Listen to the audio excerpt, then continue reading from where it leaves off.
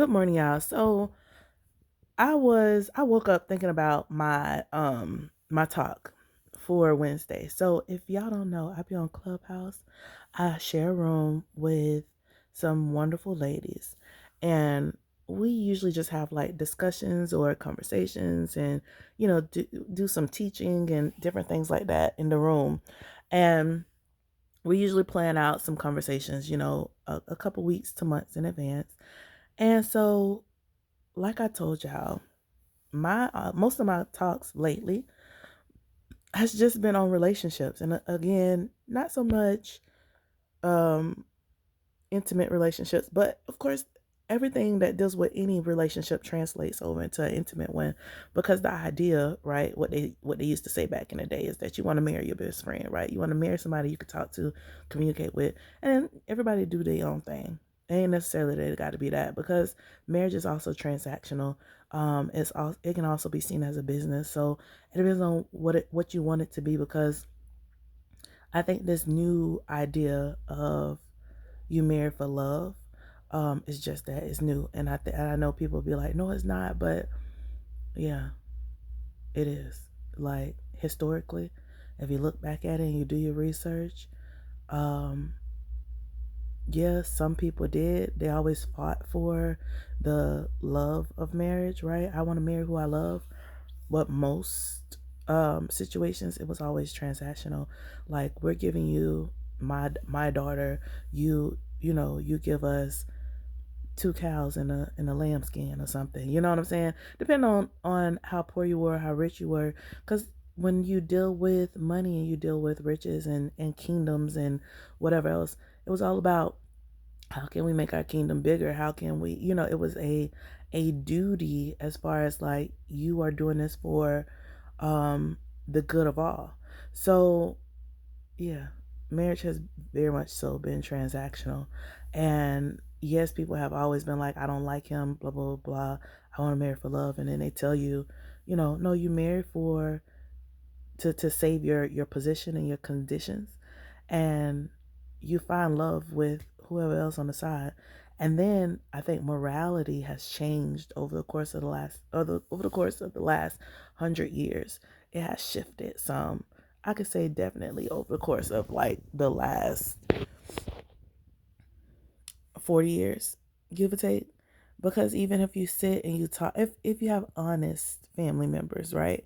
You sit and you talk to them, and you'll realize, like, it wasn't all that. It was, okay, well, who's the boss? Like, who's the biggest? Who's the baddest? Who's this? Oh, I fell in love with him because he was the main hustler. He was the biggest dope dealer. He was the man's man. Everybody respected him. He was the best basketball player. He was going to the army. He was well to do. He was well off. It's all these different things. Mainly because, like what most do, you want to find security, right? But anyway, that's really not why I came on here to talk to y'all about that piece of it. One of the things that I've been thinking about and talking about is, well, last week, let me tell y'all, I talked about this thing is are you interested in the person that's right in front of you, or are you falling in love with potential? And that's something that's totally different, right? Because most people will be like, oh yeah, I love the person that's in front of me and da da da. And usually it's not. It's the potential. Like, I can see us doing X, Y, and Z. I can see, this, you create this future in this life in your head that you think is going to play out without even having a conversation with the other person. Or you'll have a conversation asking, what if questions, and then you just fall in love because the answers sound right. And 9 times out of 10, most people don't even do what they say they're going to do in a what if case, a what if scenario.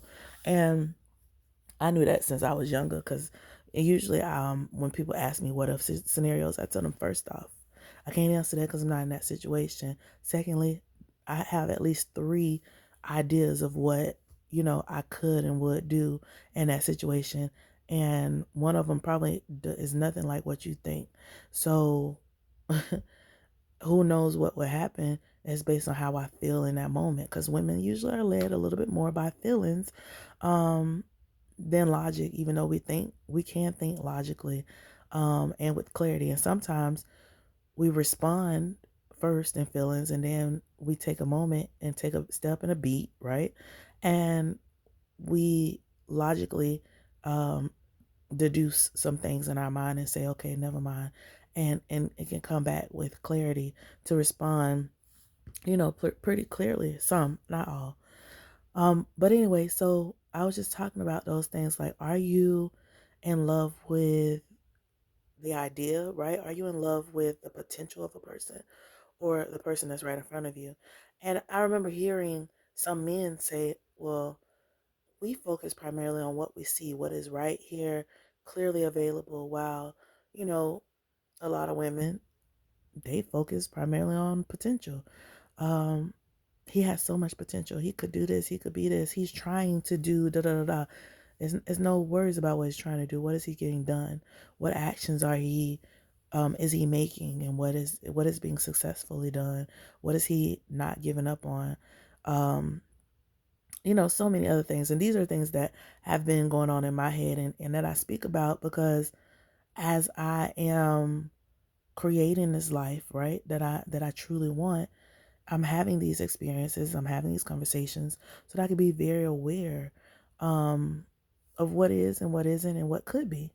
So, one of the other topics that I'm going to be talking about this week is I don't know exactly how I put it. Um, I think it was I thought I do was going to undo.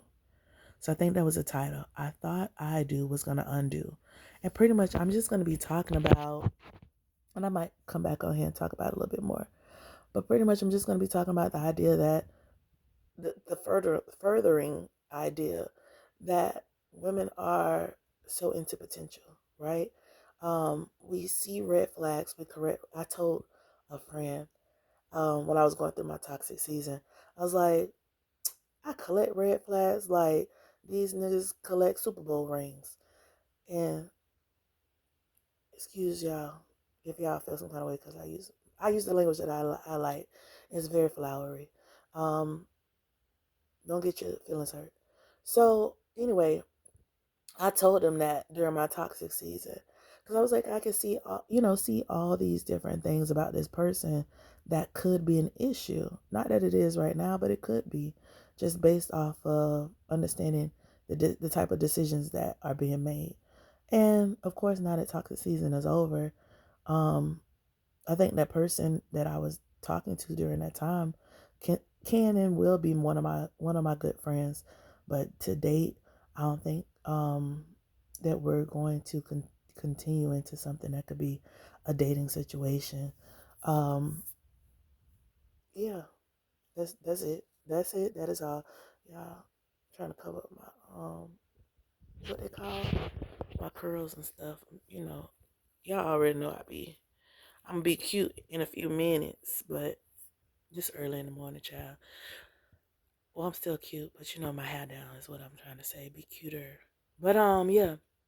So I thought I do was gonna undo.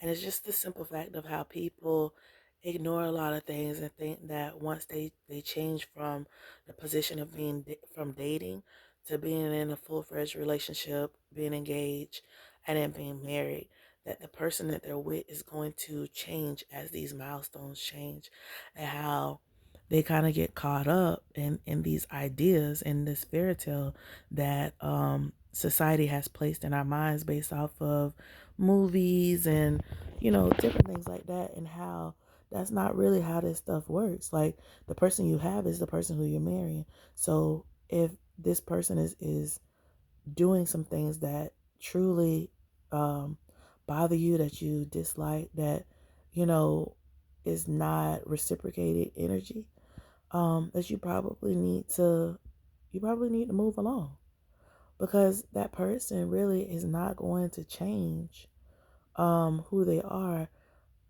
holistically. They're just not. Like, they are who they are, and they will change and develop as they feel, as they do their own journey, as they continue through their own journey and they do their own thing. Like, that's when the person is going to change. You can't force a person to change. You can't um force a person to do what you want because you think that fits best for the two of you. Because at the end of the day, yes, you are joining in as one, but they're still an individual. And that individual, if you claim that you love them, right, you're accepting them as they are in their full um in their full entirety of themselves. The things that you like, the things that you dislike, what they do, what they don't do, the things that make them the person that they are. So if these are things or qualities that make them the person that they are, how do you feel that you're going to change them?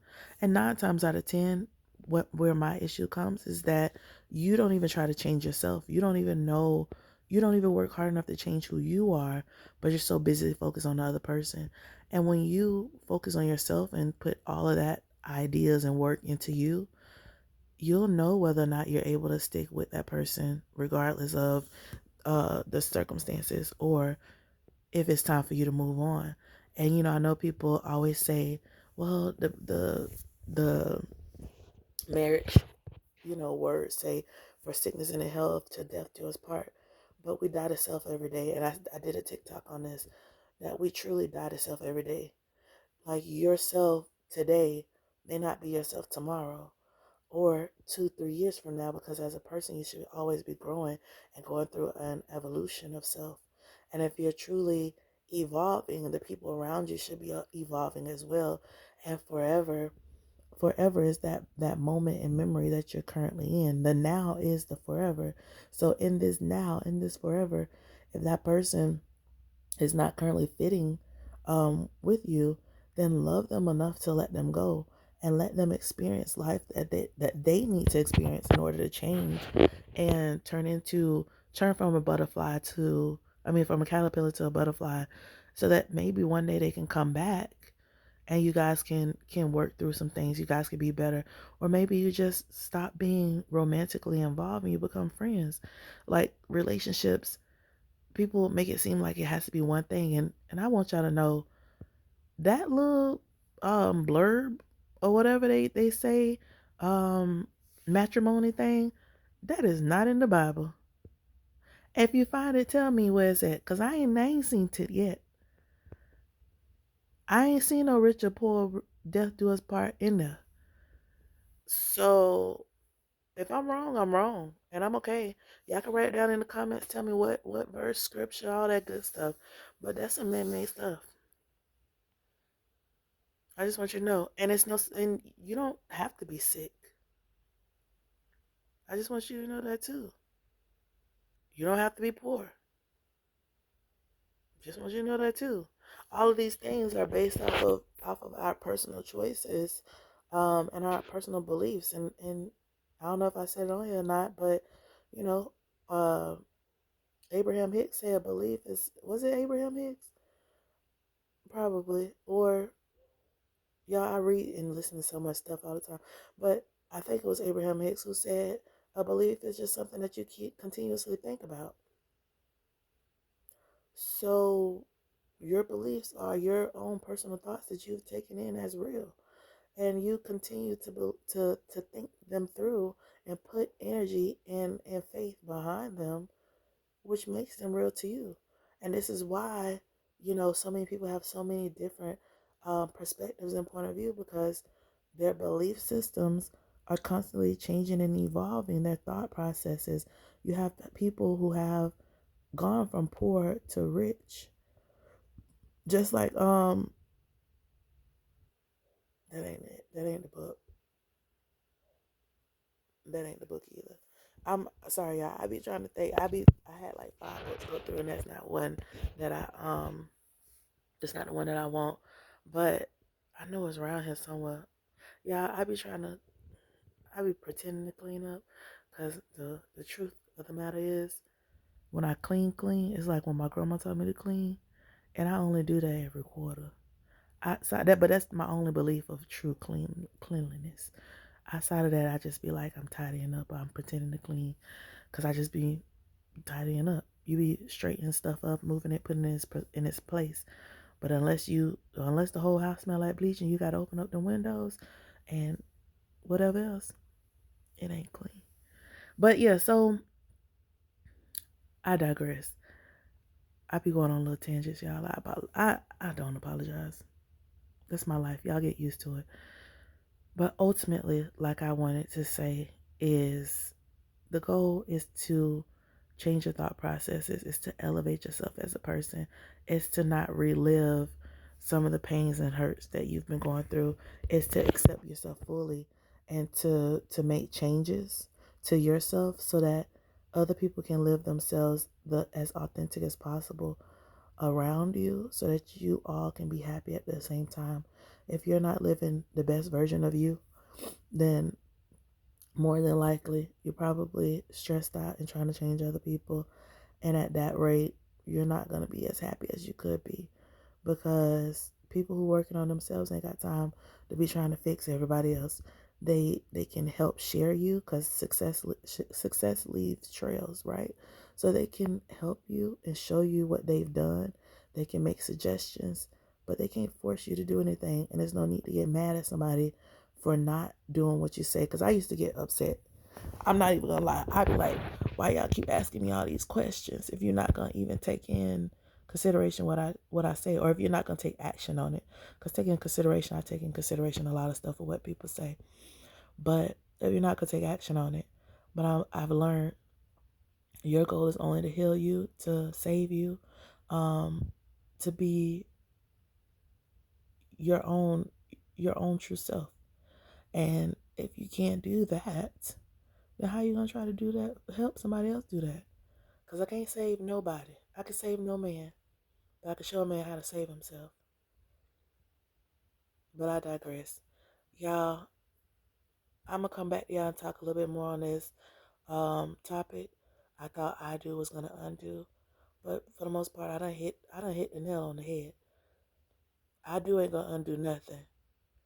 Look at the relationship for what it is and decide, is this something that you want to continue to do? Your belief in a significant other, a husband, a wife, is just that, something that you keep thinking about. You choose to be happy. You choose them every day. You choose yourself first. Um, and make sure that you are healthy, happy, in love with you, so that you're able to share that with the next person. Because if you're not healthy, happy, and you're not choosing you, you can't expect somebody else to do it. And if somebody else is doing it, or if they're doing it and you feel that it's improper, it's not what you need, then it's something that you need to be providing to you first, so that you can be able to accept what it is that they have to give, or be able to evolve to find someone else that is better qualified to take care of you and love you the way that you desire to be loved. Because ultimately, it should all be about a sense of reciprocation. Just like I told y'all before, love for me is an action. And if you can't provide me with the things that I need and I desire, then I can't fully engage in the relationship that you may think that I deserve, because that's not it. Because I know that I I fully want to be embraced by love, and I fully want to love someone else with no holds bars, with no questions, with no feeling of neglect or absence or guilt or any of those negative attributes. I want to have a genuine love, and I want to be loved genuinely like never before. And so in that sense, I have to give it to myself first. I have to notice when I'm not receiving it, and I have to keep up with my not only my standards, but with my boundaries. And if my boundaries say this is not it and you need to walk away, I have to be willing enough to walk away and be okay with it. It doesn't matter about the what if, it's about the what's happening now. Because the what if is never going to get you to the now, the action. So, all right, y'all. I'm about to finish stretching and doing me a little working out. I'm probably not working out for real. I'm just going to stretch. I'm going to finish stretching and then I'm going to get ready for the day. All right. Love y'all. Bye.